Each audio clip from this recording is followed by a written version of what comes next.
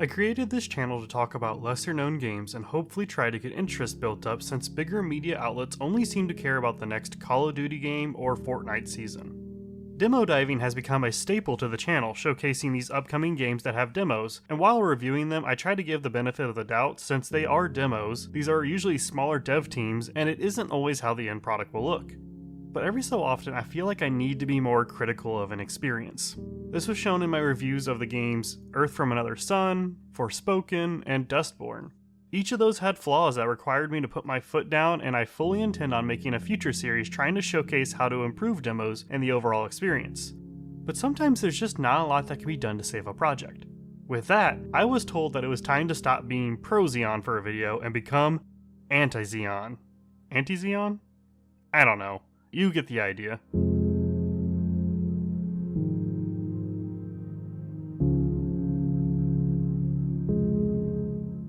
Steamdolls Order of Chaos is an upcoming side-scrolling Metroidvania developed by the two-man team at The Shady Gentleman and being published by Top Hat Studios, who some may know for publishing the number 4 game on my top games of 2024 list in Crypt Custodian.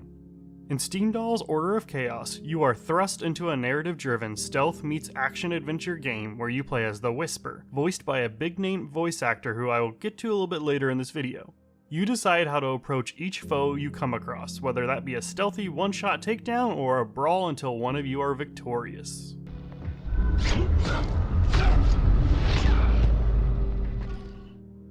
Oh man, where do I begin with this experience? I will have to give a huge heads up on this review as I noticed there are several differences between the demo that is publicly available and the content that's been put forward during the very long development period that this game has seen. Being fully funded on Kickstarter back in 2020, the expected delivery of the game was set to be in May of 2021. Now, I'm not going to harp too much on how long it actually took to make the game, as COVID created a lot of havoc in the world, and even when they were late on the delivery, the dev team made sure to keep constant updates coming to those who backed the project, which is something that can't be said about a lot of games that take a while to come out. I wanted to bring up the Kickstarter to show just how long the game has been worked on, but it did seem like throughout the progress the game changed its shape, whether it's either visually or with the voice acting throughout the course of its development. However, after a lengthy process of working on a new demo, the public was finally able to get their hands on it. But it seemed like the biggest draw to play this game was the surprisingly star-studded cast that it would include. With the main character being voiced by David Hayter, who is most known for voicing Solid Snake, he is joined by other Metal Gear Solid alum Christopher Randolph, who played Otacon, and Jennifer Hale, who played Naomi Hunter, as well as playing the female version of Shepard in Mass Effect. This makes the game seemingly have a higher production value than what it might be associated with normally, and you cannot see any advertisement for the game without at least seeing David Hayter's name attached to it, which means that either a good portion of the funding was going to these actors or the devs had a really close relationship with the trio. That being said, because of the star-studded cast, it means that the game needs to deliver at least a halfway decent experience in order to keep up with what's expected from gamers. Unfortunately, I was met with my first few red flags after booting up the game. Besides being hit with a screen that made me question what I was about to get myself involved in, I started out the first level and was met with one of the worst opening levels of a game that I can remember. Here's a little pointer I think everyone should know. If you make a platformer, it is very important for the players who play your game to see the platform. I can't just take a leap of faith and hope something's under my feet. And like this, which way do I go here? Well, since there's no way of knowing, let's go this way. I had to force quit the game, boot it back up, and my curiosity got the better of me to go the wrong way from the start, and... Let's try this again. After navigating the difficult process that is the literal start of the demo, I face off against the enemies that I can barely see thanks to the color of the background, but I was never in any danger as I found out that they actually can't even hurt you. The foreground pieces also being so large is also a fantastic way to block the player's view and absolutely necessary. Anyways, we do the whole trope of starting at the end and then needing to start at the beginning, and I inadvertently ran into another problem. I get through the tutorial and I quit the game after being killed by the first enemy I come across. When I went to restart the save file after taking a break, it never loaded, so I have to start all over once again. This showcased another one of the issues with the game, and that is the save points are so far from each other that it's baffling. The only thing I can say about it is at least it doesn't respawn the bosses and all progress made is still there. So any obstacles you unlocked or removed are still unlocked or removed. But you have to slow run your way back to where you failed, and that's really frustrating. Speaking of, this slow run animation is just not it. If the animation was maybe sped up a little bit, it wouldn't look like the character is putting every ounce they have left in order to take one step.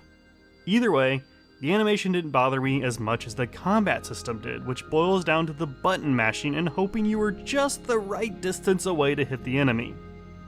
This right here is what I'm talking about.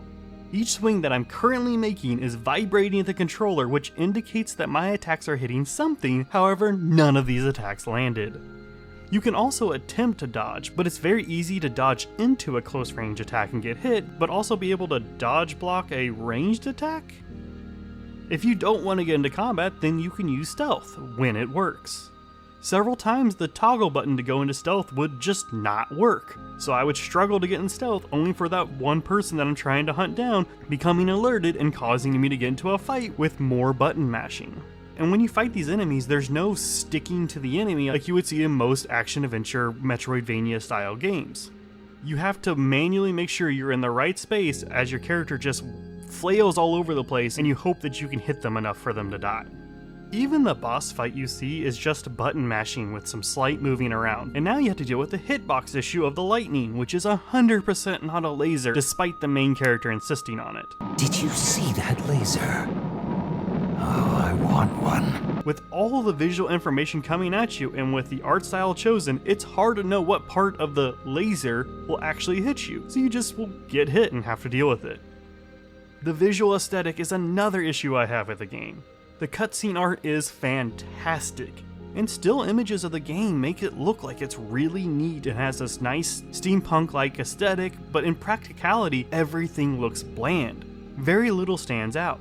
Enemies tend to blend into the environment, and all the unnecessary wisps and blurring of the game only heighten these issues, as there are a handful of times where it's hard to tell what is what, and even if it's on the same plane as the character. I might be able to actually forgive those issues if there was at least a good story to tell, but that's also basically non-existent. Vagueness surrounds the entire plot as you're hunting down a blimp because... The target will board that ship soon. Okay, who's the target? Why are we hunting them down? Who is this person who keeps talking to you? Why am I still playing this demo? But even if we take this small section where there's apparently some people in lab coats doing testing on homeless people or something, again, the story's very vague, and even the detective mode that allows you to see the scenes that happen at the spot are almost useless. Two of them just show people standing or walking around. One of them shows how two people couldn't trust each other, and again, with no context as to why. The dialogue is written poorly, and even if the lines were delivered well, which I don't feel like they were, it would still not make a difference because there's no rhyme or reason for anything. Getting to the end shows us who I guess is the target, but again, there's no context other than I assume that's the bad person. Ironically, what followed after all of this was probably the best part of the entire demo, which was a platforming section where we outraced the blimp. But at this point, I was just ready for the demo to end, and I was mercifully granted my wish. In the end, Steamdolls Order of Chaos is an experience that I cannot recommend. I understand the team that made it is small, and I commend them on their journey as every game is a long and hard process, but there is a lack of good game design philosophy that holds back whatever draw the cast can bring in. There's even more I can say about the game, like how bad the switches are, how poorly the game readies you for new enemies or traps, and just an overall lack of polish. Add on top the fact that the early access release will only hold what the devs have claimed to be about 50 to 60% of the full game, and even though the devs have claimed some major updates and some things have been changed, the experience they have given to the public through the demo is something that tells me that their game is just not ready. I always try to be positive on how I talk about games, as there's always some sort of value to have for those who look for it, but there is very little that I can say that convinced me that this is anywhere near a must-play. With that, that'll be it for this video. I hope you have a great rest of your day, and as always, be kind to one another. I am not dying today. I need to survive.